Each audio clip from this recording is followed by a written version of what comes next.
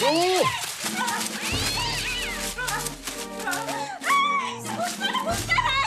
이게 뭐야? 이혼해. 뭐? 이혼하자고.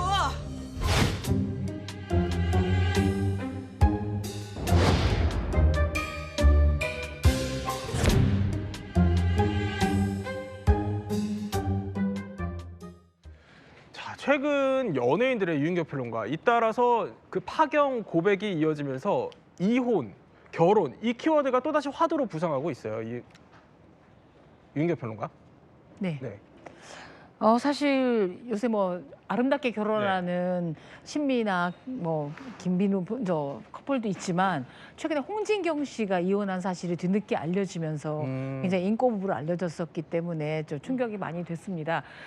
그리고 홍진경 씨는 22년간의 결혼 생활을 청산한 이후에 이혼 후에 훨씬 더 좋은 친구로 남게 됐다는 소회를 밝혔지만 속내는 굉장히 조울증에 시달린 것으로도 밝혀져서 쉽지만은 않은 결정이었다는 얘기를 들고요. 예전에 연예인 한 커플이 이혼한다면 어마무시하게 화제였는데 그렇죠. 이제는 네. 아 그렇구나 또 했구나 이렇게 좀 담담하게 받아들이는 추세입니다. 네. 자, 이렇게 홍진경 씨 사례를 잠깐 언급을 해주셨지만 요즘은 이혼이라는 게 실패라기보다는 삶의 선택으로 받아들이는 시선이 점점 늘고 있는 것 같다는 네. 생각이 듭니다. 그런데 사실 과거로 좀 얘기를 돌려보면요, 처음부터 우리 사회가 이랬던 건 아니죠. 그래서 지금은 이제부터 시간의 또 흐름에 따라서 한국 사회에서 이혼을 바라보는 시선이 어떻게 변해왔는지, 지금은 또 어떻게 우리가 이혼을 하게 되는지까지 한번 짚어보려고 합니다. 자, 첫 번째 사례부터 한번 살펴보죠. 사례는 이겁니다. 자, 이혼은 절대 불가라고 뜨는데 사실 세계의 탑스타 커플이죠. 예. 고신성일 씨 그리고 엄명란 씨 얘기예요. 이분들이 처음 만났던 게 1960년입니다. 1960년. 지금으로부터 네. 66년 전에 처음에 남녀 배우로 만났다가 영화에 출연하면서 연인으로 발전했고요.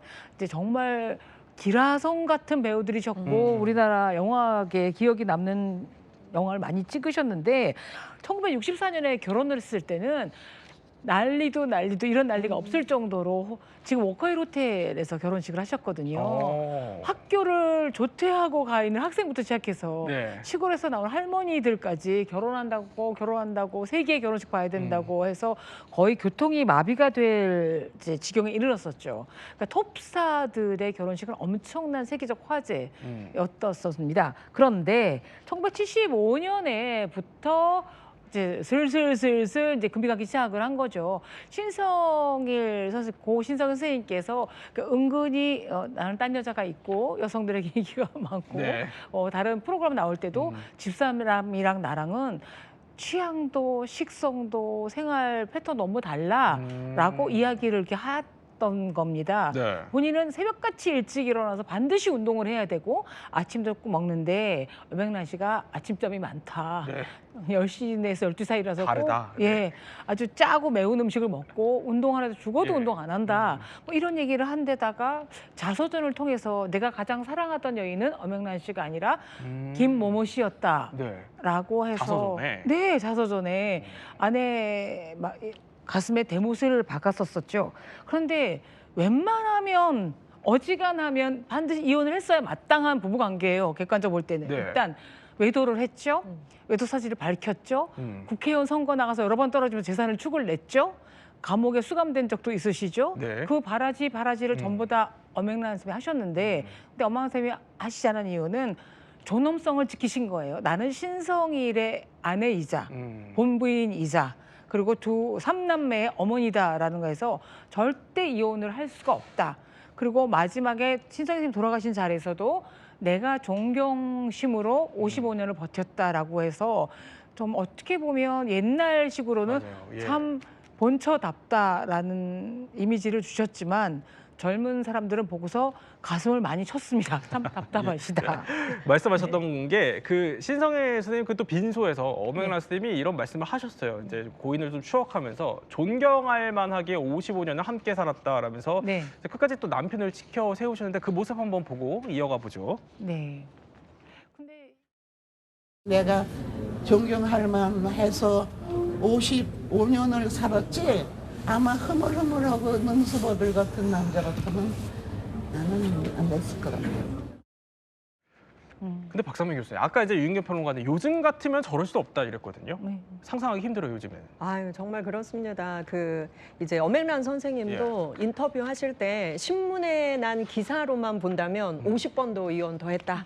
근데 나는 악착같이 죽을 때까지 같이 살 거다라고 말씀하셨거든요. 그리고 평소에 따님한테 나는 너네 아버지를 큰아들이라고 생각한다. 네. 그래서 끝까지 책임질 수 있다라고 하셨어요. 그래서 사실 이 시대에 사셨던 분들이 대부분이 네. 사랑이라기보다는 결혼과 동시에 우리는 동지애와 또 의리, 의무감으로 끝까지 지켜준다라는 생각이 많으셨던 것 같아요. 그래서 그 가장 큰 동지애와 의리를 보여준 여인이 아니셨나 이렇게 봅니다. 네. 당시 이제 동지와 의리다 이렇게까지 표현이 됐지만 그래서 그런지 저희가 과거 기사를 한번 찾아보니까 실제로 대중이 이제 이혼을 한다라고 했을 때 과거에는 어떤 분위기였냐면요. 1984년 기사입니다.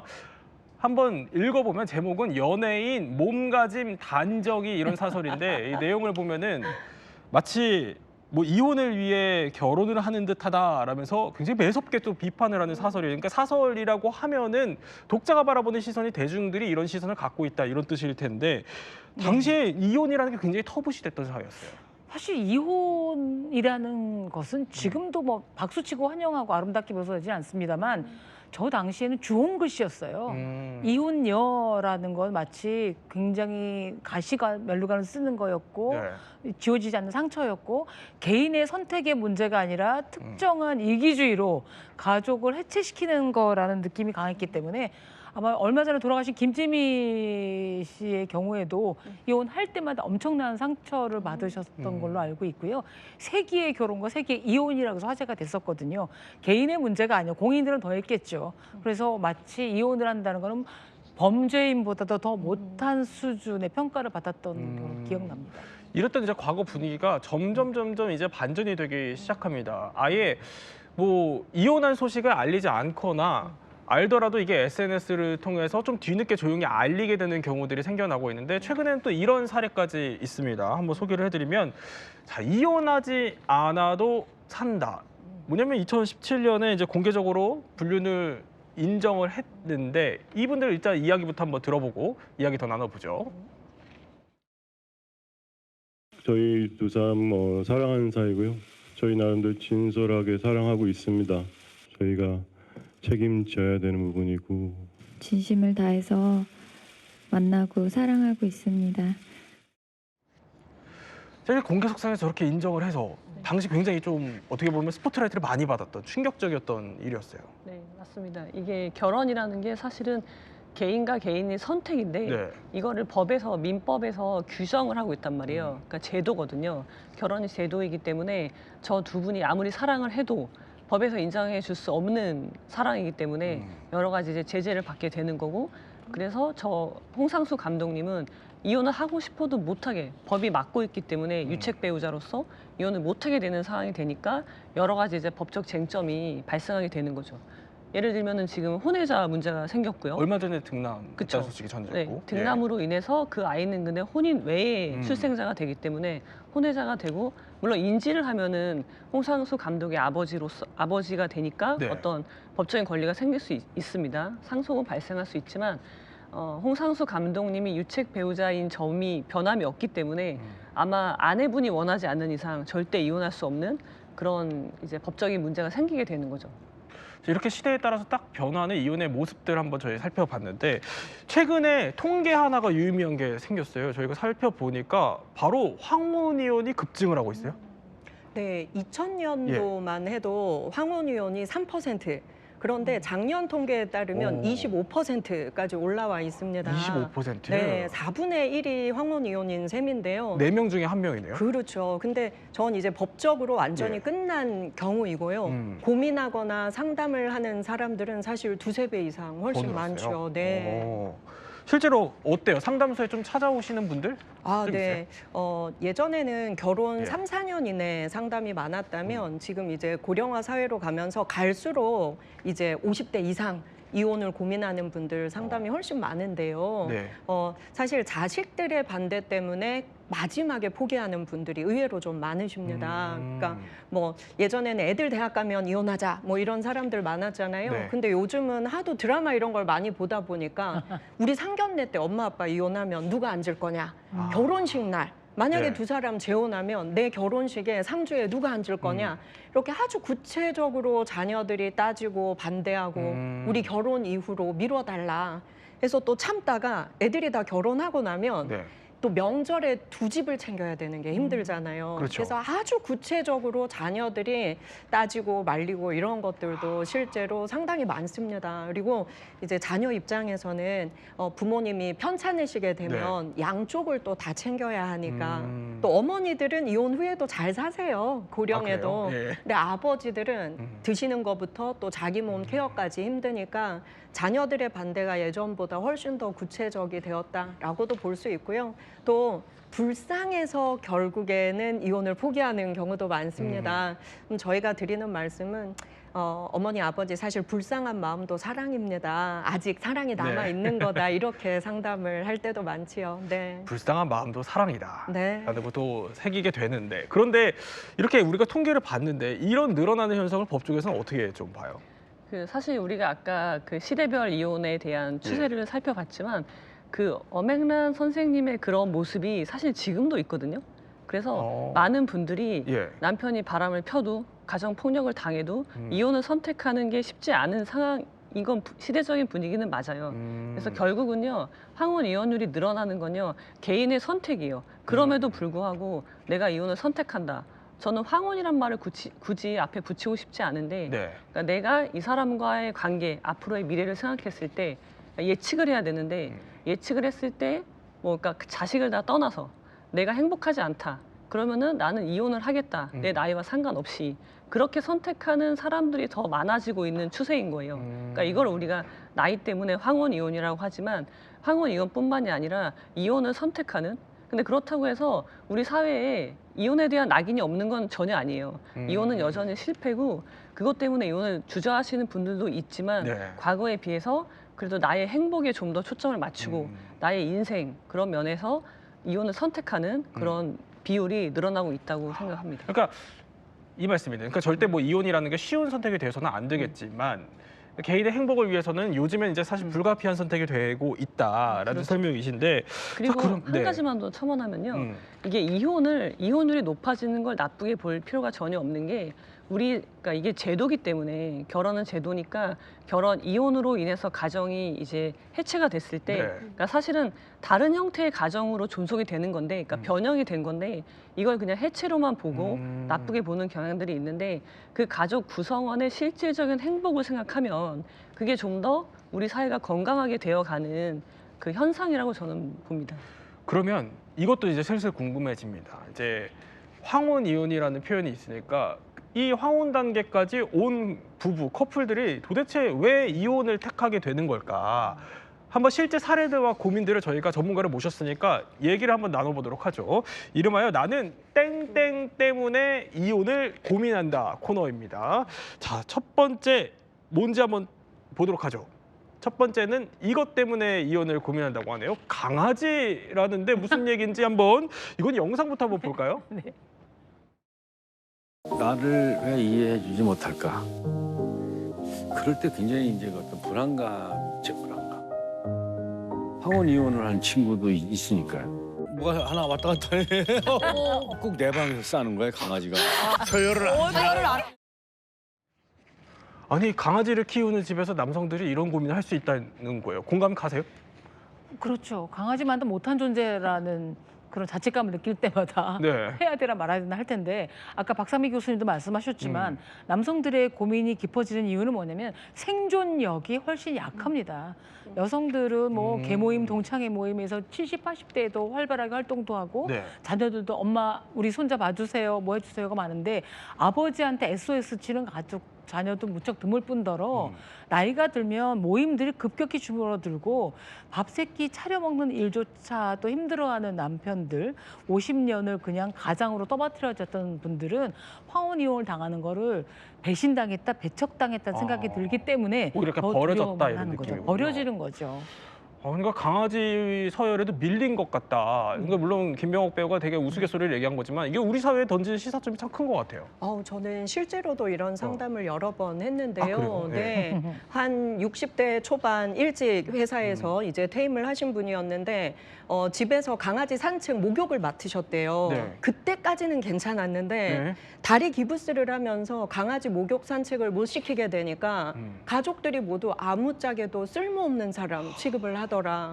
그때 그래요? 내 예. 위치를 알게 되었다. 그런데 또 이제 연금부터 재산 분할부터 이런 부분들이 복잡하니까 이혼은 못하고 근데 너무 자괴감을 느낀다. 또 이제 남자들은 50대 후반부터 호르몬의 급격한 변화로 굉장히 여성화되고 서정적인 마음으로 변합니다. 약간 감성적이어지군요. 네, 예. 그래서 또 아내들은 더 씩씩해지고 그래서 이 슬픔을 몇 배로 더 많이 느끼는 경향도 있습니다. 네. 아니 윤대 평론가 강아지 산책 못 시켜준다 그래서 가족들로부터 지탄받으면 저 같아도 좀 힘들 것 같은데요. 아니 강아지보다 못한 서열로 밀려나갔다는 거는 대한민국에서 여태껏 남존여비 사상이 아직도 있기 때문에 내 순위가 너무 밀린다라는 생각이 들고 그 소외감 이런 것들이 더 강하게 비춰지는 것 같습니다. 그래서 이제 강아지 때문에 이혼을 선택하게 되는 경우들도 있다라는 겁니다. 두 번째는 이것 때문에 또 이혼을 고민 중인 분들도 계신다고 합니다. 이번에는 동호회라는데 이거는 사연을 한번 준비해봤습니다. 함께 읽어보도록 하죠. 자, 이게 실제 방송에 나온 한 사연을 저희가 각색을 해봤는데, 자 보면은 자식들 탓에 참고 살았지만 폭언이 계속되고 화병은 쌓였습니다. 다정하게 대해주고 또 존중해주는 동호회 남성에게 마음이 흔들리기 시작했다라는 겁니다. 그리고 이어서 남편이 남성과 주고받은 나의 이 문자를 봤습니다. 보고 주먹과 발길질을 했다고 합니다. 물론 제가 잘한다는 것은 아니지만 나 지금 황혼 이혼하고 싶습니다. 라는 이런 사연인데 어떻게 보면 조금 안타깝고 어려운 사연처럼 보입니다. 일단 이것부터 짚어보죠. 아직도 배우자의 어떻게 보면 폭행이나 폭언, 폭행 이런 거를 참고 사는 분들이 계세요? 아직도 있기는 하죠. 하지만 예전과는 정말 많이 달라졌습니다. 저희도 무조건 이혼하지 마시라 이렇게 상담하지 않습니다. 꼭 이혼을 해야 되는 경우도 있는데요. 평생 고쳐지지 않는 폭언, 폭행, 그리고 계속되는 외도의 경우에는 저희도 이혼을 권합니다. 네, 근데 이게 만약 처음이 아니었다면, 평생 이것이 반복되어 왔다면 첫 번째는 상담을 좀 권해보고 싶고요. 그 이후에도 변하지 않는다면 이건 이혼 사유로 저희도 충분히 권할 수가 있습니다. 그런데 저희 상담을 해보면 예전에 우리 부모님도 이렇게 살았다. 그래서 그걸 대물림해서 당연시 생각하는 남자 어른들이 아직도 있어요. 그러나 제3자의 상담 치료를 통해서 변화되시는 분들도 있기는 합니다. 그래서 상담이라는 그 관문을 한번 통과해 보시고 그래도 변화가 없다면 저는 외도 그리고 반복되는 폭행은 이혼 사유로 충분하다라고 생각합니다. 그런데 하나 짚고 가면요. 원래 타인의 배우자에게는 다정하게 말하기가 쉽습니다. 동호회에서 잠깐 만난 남녀가 나에게 친절하고 다정하게 해주는 것에 넘어가서 내 배우자와 이혼까지 결심하는 사람들은 사실 많지 않을 거예요. 네, 그래서 우리도 얼마든지 새로운 대화법 그리고 새로운 결심을 하면 새로운 부부 생활 다시 시작할 수도 있다. 그 마지막 기회는 꼭 한번 우리가 좀 누려보자라고 권하고 싶습니다. 보니까 상담부터 받아봐야 되겠다 이런 생각이 들긴 합니다. 자, 그런데 일단 이 케이스가 있으니까 뭐 변호사님께 안 여쭤볼 수가 없어요. 그러니까 이 사람 얘기는 이거예요. 나는 같이 밥 먹고 문자만 나누는 사이였다라는 건데 이 경우에는 유책 배우자라서 이혼 소송을 못 합니까? 보통 이제 우리가 외도라고 흔히 말하는 그런 거를 저지른 분들이 저렇게 이야기를 다 하십니다. 나는 그냥 밥만 먹었다. 네가 생각하는 그런 관계 아니다. 그런 식으로 변명을 공통적으로 하시는 거고요. 이 사례자 여성분의 가장 큰 문제는 뭐였냐면 폭언과 폭행을 참고 사는 게 문제인 거예요. 아이들 때문에. 그렇다면 사실은 부부 관계를 이어주는 법적인 의미에서 두 가지 요소는 애정과 신뢰예요. 근데 그 두 가지가 없다면 이미 파탄이 난 관계인 거죠. 그냥 아이들 때문에 이혼을 하지 않았을 뿐이지 파탄 난 관계니까 동호회에 가서 누군가 이성한테 마음이 끌리게 된 거거든요. 그러니까 그 원인은 사실은 문자를 보냈냐 뭐 그런 문제가 아니라 사실은 파탄 난 관계에 왜 이혼을 아직까지 하지 못하고 네. 그러니까 우리가 흔히 말하는 외도의 의심을 받는 행위까지 나아간 거죠. 왜 거기까지 가게 됐냐. 네, 그래서 사실은 이런 말씀을 제가 많이 드리는데 지금은 외도나 저런 동호회에 가입해서 내가 마음 둘 곳이 없어서 저런 데 가는 게 아니라 사실은 이혼을 해야 될 때다. 그런 말씀을 드리고요. 지금 정확히 알 수는 없어요. 왜냐하면 이미 마음이 갔거든요. 그래서 어떤 내용의 문자를 보냈는지를 봐야 되고요. 네. 문자 내용에 만약에 사랑한다, 보고 싶다, 하트 그런 게 가면은 그거는 부정행위라고 볼 수 있습니다. 근데 한 가지만 여쭤보면은 문자가 아니라 요새는 사실 그런 분들도 늘어요. 챗GPT에게 나의 심정을 토로하거나 고백하시는 분들도 계시는데 거기 혹시 이제 뭐 나의 외도나 이런 증거들을 남겼을 때 그게 나중에 증거가 될 수 있어요? 챗 GPT에게 나의 마음을 고민 상담을 했다는 거잖아요. 예. 그럼 그게 기록이 남아 있잖아요. 그럼 거기에 누군가가 그러니까 구체적인 그러니까 소설이나 그런 게 아니라 가상이 아니라 이게 누군가가 특정될 수 있고 구체적인 사실관계가 들어가 있다면 그것도 하나의 증거로 볼 수 있겠죠. 그렇군요. 자, 그러면 이렇게 또 이 이유 때문에 이혼하시는 분들이 또 있습니다. 이번에는요. 땡땡 때문에 이혼을 한다. 이번에 한 글자군요. 말 때문에 이혼한다는 건데 이거 한번 박상미 교수님께 여쭤볼게요. 말이 무슨 얘기예요? 우리가 사실 이혼 사유가 협의이혼 그리고 소송이혼에서도 다 성격 차이 때문에 이혼한다 네. 이렇게 써오지만 제가 가정법원 판사님들 교육할 때 함께 대화를 나눠보니까 판사님들이 우리가 볼 땐 다 말이 안 통해서 이혼한다. 말 때문에 이혼한다. 말 때문에 말이 안 통해서. 의사소통이 안 돼서. 사실 그럼 외국인이랑 결혼하면 다 잘 사느냐 아니잖아요. 이게 서로의 감정을 몰라주기 때문에 감정 소통이 안 돼서 그렇습니다. 그래서 저도 이혼을 원해서 온 부부들 상담할 때 평생 동안 섭섭하고 속상했던 것만 마음껏 한번 말해보자. 양쪽 다. 그렇게 해보면요. 사실 속상하고 섭섭한 게 쌓이고 쌓여서 이것이 썩어서 나중에는 이혼까지 가게 되더라고요. 섭섭하고 속상한 것만 잘 우리가 풀고 서로를 이해할 수 있어도 화해로 가는 경우가 상당히 많은 것 같습니다. 자, 이렇게 이혼을 또 고민하고 결심하시는 분들이 계시는 반면에 아까 잠깐 언급했던 것처럼 이혼을 주저하거나 못하고 그러신 분들도 계신다고 합니다. 자, 대체 무엇이 그러면 이혼을 하지 못하게 하는 발목을 잡는 계기인 걸까요? 드라마 속 한번 영상 하나 볼까요? 절대로 당신을 용서할 수 없을 것 같아. 하지만 결혼은, 가정은 당신과 나 둘만의 문제가 아니니까 무엇보다도 내 아이들을 위해서.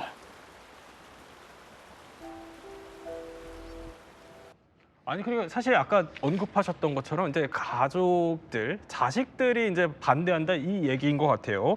자, 그래서 첫 번째 나는 자식 때문에 산다라는 건데 아니 오히려 사실 황혼쯤 되면은 이제 독립하고 직장을 갖고 그런 자식들이 많아서 더 쉬운 거 아닙니까?